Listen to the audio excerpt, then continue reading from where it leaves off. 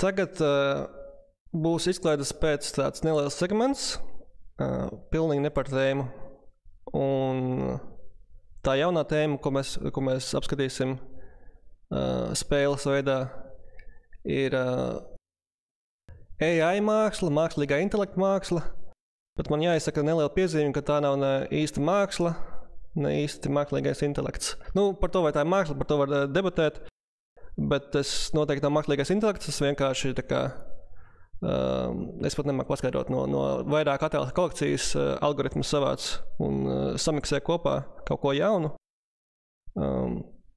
Tā kā tas īsti nav nekas intelektuāls, bet vienkāršības pēc es turpmāk to saukšu par AI mākslu, mākslīgā intelekta mākslu. Un princips ir tāds, Kristīnai ir planšete ar bildītēm, un viņai būs jāuzmina, vai to bildīti radījis cilvēks ar savām rokām, vai to ir radījis cilvēks uzrakstot tekstiņu un dators izdomā rezultātu. Jā, varētu būt interesanti. Tad pirmais attēls varētu... Man jāpavaicā tev, Kristīna, viens jautājums par šo. Vai tu esi interesējusies par mākslīgā intelekta mākslu vai? Šis ir baigais jautājums. Es esmu cilvēks, kas ir tradicionālās mākslas priekšstājs. Man ļoti patīk fiziskais, sensorais papīra sajūtas. Un tas, ka tu vari paņemt, otru rokā, kad tušai ir smarža un visas tās lietas. Man ļoti patīk tā lieta. Tajā pašā laikā, tad, kad vienkārši ienāca viss šis un pēkšņi vienkārši kā milzīga lavīna pārgruzījās pāri, tad tu esi spiests vienkārši par to kaut ko uzzināt. Attiecīgi, tajā brīdī es arī sāku spēlēties ar visādiem promptiem un tā tālāk. Un es sapratu to, ka jā, tas ir ritīgi forši un interesanti.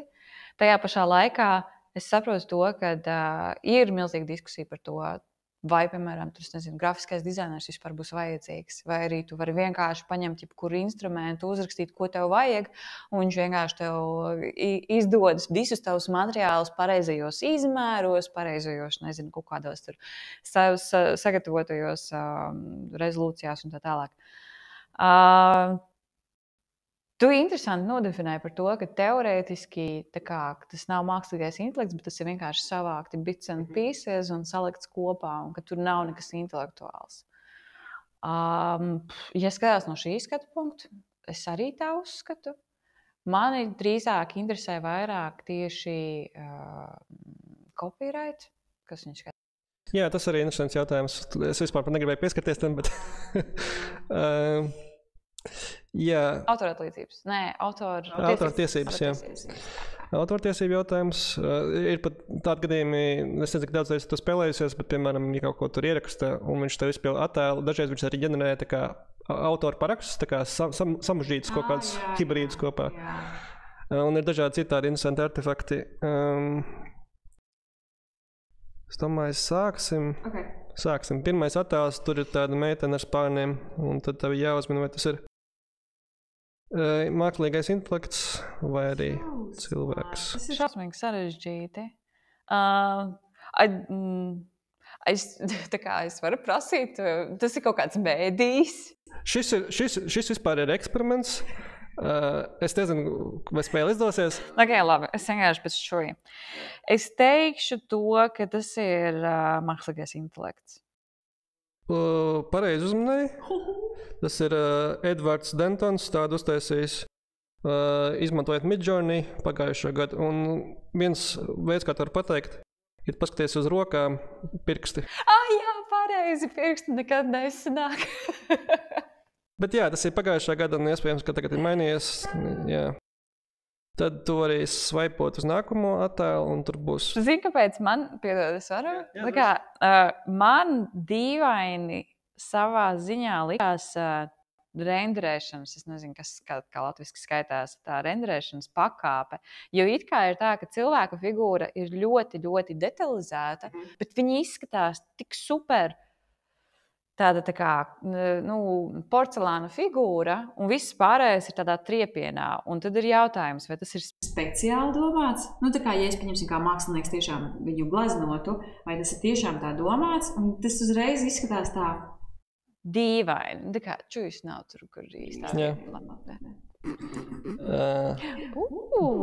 Pēdiņa otrais attēls. Es teiktu, ka tas ir cilvēks. Pareizi, tas ir Stan Propenko.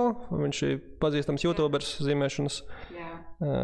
Pirms 3 gadiem uzzīmē šo pēdiņu. Tā pagaidām tev 100% iet. Tālāk tādi ķeburi. Izskatās pēc vēliņiem un kaut kāda vērša. Oh my God. Te nevajadzēja teikt par tiem pirkstiem. Es tagad meklēju, vai ir pirksti vai nav pirksti. Cilvēki jau arī māk slikti zīmēt. Nu, jā, bet cilvēki ļoti retos gadījumos izvēlās uzzīmēt 6 vai 7 pirkstus. Nu, tā kā, ja vien tas nav super kaut kas tēmatisks un tā tālāk. Es teiktu, ka mākslīgais. Pareizi. Tas ir izveidots ar Stable Diffusion. Autors nav zināms. Tālāk būs 4. attēls, kur izskatās kāds meditē ar tādu halo apkārt. Un vai tas ir AI vai cilvēciņš, kas to zīmējas? Nu, bāc, es nezinu. Es teiktu, ka mākslīgais. Pareizi. Es esmu ļoti pārsteigts pozitīvi, ka tev tik labi sanāk. Bet, zini kā, tas ir ļoti interesanti, tāpēc, kad es jau kā jau, tu nosauc man par mākslinieku. Es kā cilvēks, kuram patīk radošās lietas, protams, ka arī ļoti daudz sekoju dažādiem Instagrameriem un tā tālāk. Un šādu stilistiku un, teiksim, tehnoloģiju, kādā veidā ir šis te paveikts, es esmu redzējis arī gleznas. Un tā kā es zinu, kad eksistē tādas lietas, bet kaut kas liekas reāli mākslīgs. Nu, tā kā tiešām tāds... Es nevaru pat teikt, kas. Bet jā, ok. Jā, un tas, kas to promptu uzrakstīja Aleksandrs Caruks. Iesim tālāk, tur būs kaut kas līdzīgs Klusai dabai. 5. attēls, ja nemaldos. Jep.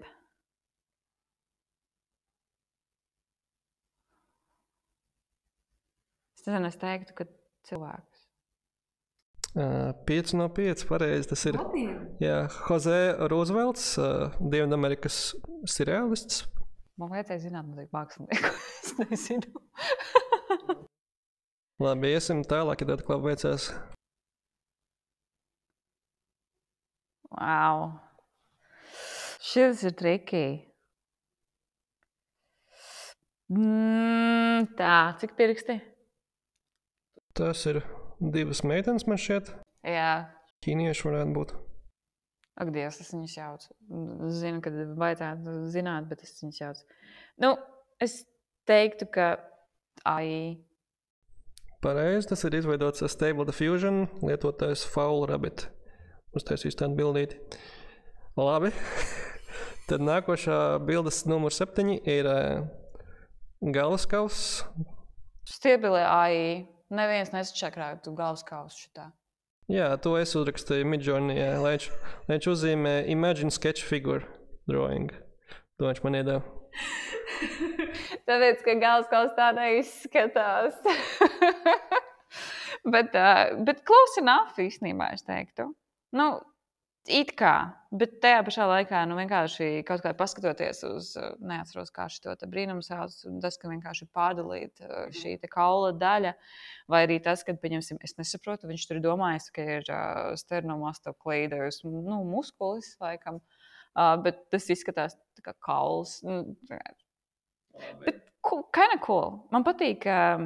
Man patīk tā renderēšanas tas princips to, kad ir ritīgi smuki tādas skicētas līnijas un ēnas ļoti foršas. 8. attēls, tur ir cilvēks ar bārdu tiek zīmēts.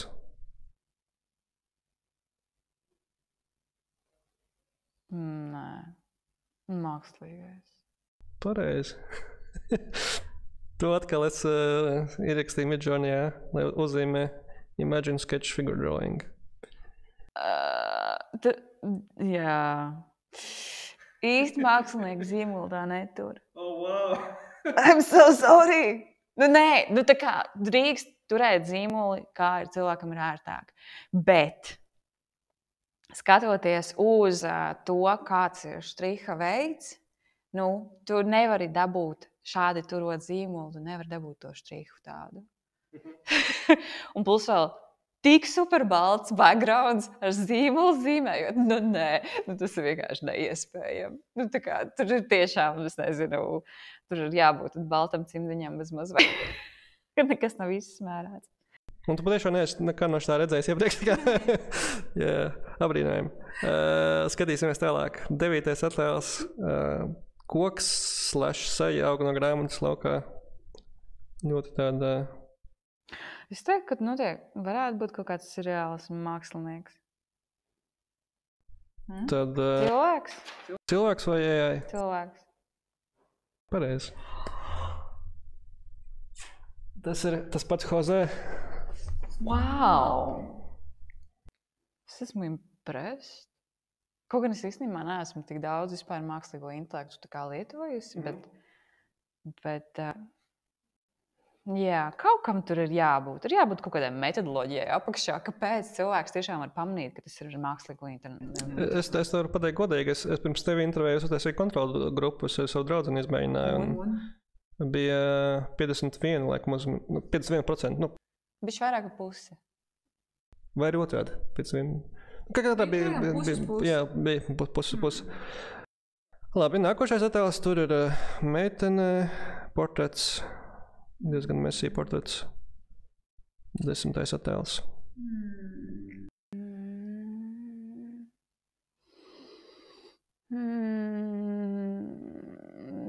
Es teiktu, ka cilvēks. Pareizi. Tas ir Cedriks Peyravenrey, nemāk izrunāt, franču mākslinieks, kurš ir daudz strādājis pie videospēlēm, viens no maniem mīļākajiem videospēļu māksliniekiem. Iesim pie 11.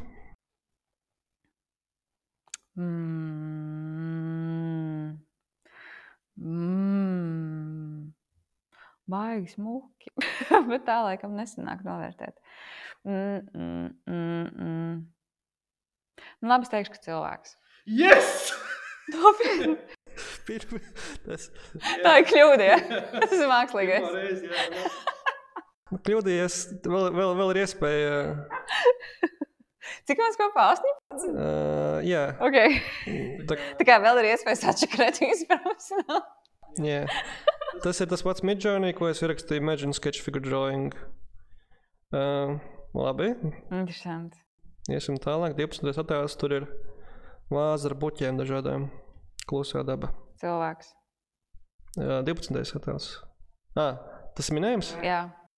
Jā, tas cilvēks, tas ir Ambrosius Bokart, 17. gadsimta glezna. Kaut kur smadziņā aizmugurē šitā glezna ir. Ja ne glezna, tad konkrēta veida stilistika. Jā. Ok? Oh my God. All right. 13. attēls, tur ir tāds šumeklis, dažādas formas, kas izskatās cilvēcīgas, nu, pēc ādas izskatās. Daudz dīvainas organiskas formas. Es teiktu, ka mākslīgais intelekts. Jā, un man šeit jāpiezīmē, ka mākslīgo intelektu var izmantot arī mākslinieki. Tā kā neviens nav aizliedzis, un šis ir viens no tiem gadījumiem, ka to mākslinieks izmanto. Kādā ziņā mākslinieks izmanto? Nu, cilvēku, kurš arī parasto mākslu taisa, tā kā tradicionālā. Jā. Tā kā tur kaut kāda dziļā domā sota cauri, bet es neesmu pētījis. Mākslinieks, starp citu, Skots Ētons. Un nākamais attēls ir puķīte, 14.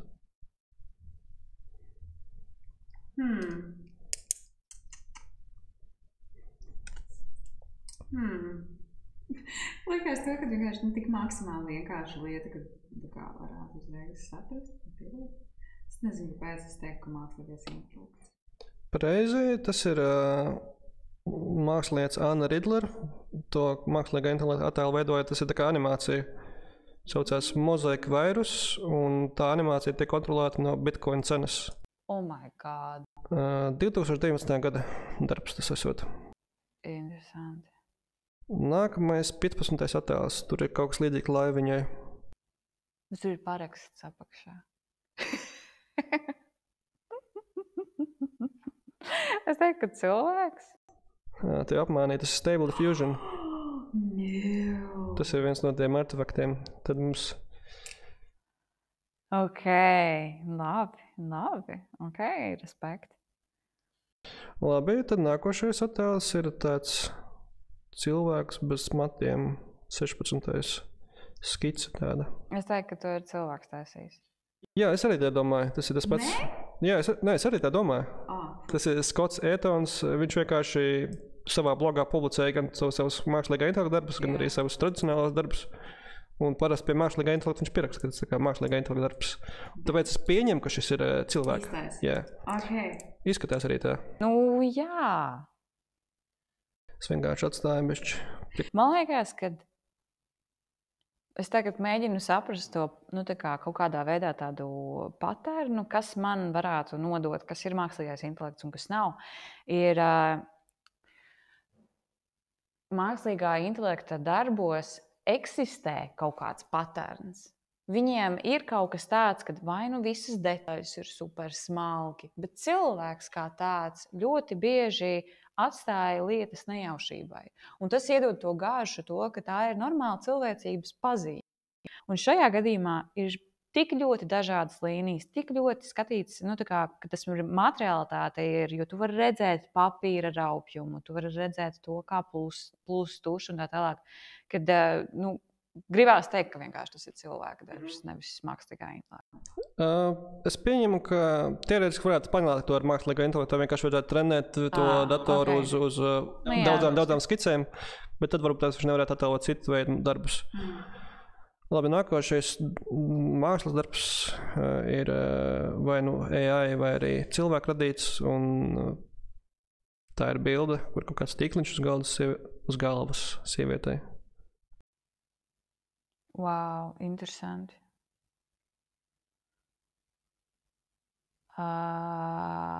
Es teiktu, ka tas ir mākslīgais. Jā, pareizi. Tas ir Boris Eldagsens. Viņš ir fotogrāfs, bet šis ir veidots no mākslīgā intelekta. No darba kolekcijas Pseidonīža.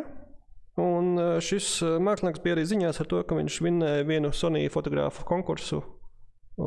Pirmo vietu iegūta ar mākslīgā intelekta veidot attēlu. Bet tā kā viņš paziņoja to, ka viņš ir... Jā, viņš paziņoja, un tāpēc viņš arī atteicās no tās balvas, un tas bija tā kā ziņās.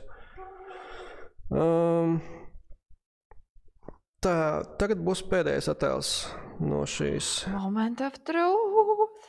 Oh my God. Sieviete ar atvērtu muti, es pieņemu, ka tā ir sieviete. Un tur plūs no viņas mutes laukā melnas līnijas, kā ēnas. Es teiktu, ka tās ir cilvēku fotogrāfija. Pareizi, jā. Ļoti labi rezultāts teikt. Man nebija nejausmas, ko sagaidīt, un es gribēju tev tā sagatavot. Neuztraucies, ja tev neizdodas, bet acīm redzot nevajadzēja. Jā. Man bija ļoti interesanti, es nezinu, kā tev. Nē, man arī bija interesanti. Pilnībā būs gūti pārlikt atpakaļ uz citām tēmām. Varbūt vēl kaut ko piebilst par šo? Vai kaut ko uzzināja interesantu? Man liekas, ka ir nav noslēpums, ko tev meitene dara? Nav mākslas saistīta nekāda. Varbūt, ka tur ir atslēga, tāpēc, ka es kā vizuāls cilvēks ļoti daudz pārstrādāju jebkāda veida informāciju, kas ir tieši vizuāli saistās ar mākslu un kultūru. Un vienkārši varbūt tā iemesla dēļ, kad arī varbūt manas Instagram pavadītās stundas scrollojot šajā brīdī nodara, tāpēc, ka tu spēj tā kā noidentificēt to, kas tomēr ir tas sāls ar mākslīgo intelektu, un kas ir tā kā cilvēku radīts. Bet ļoti interesants eksperiments. Jā.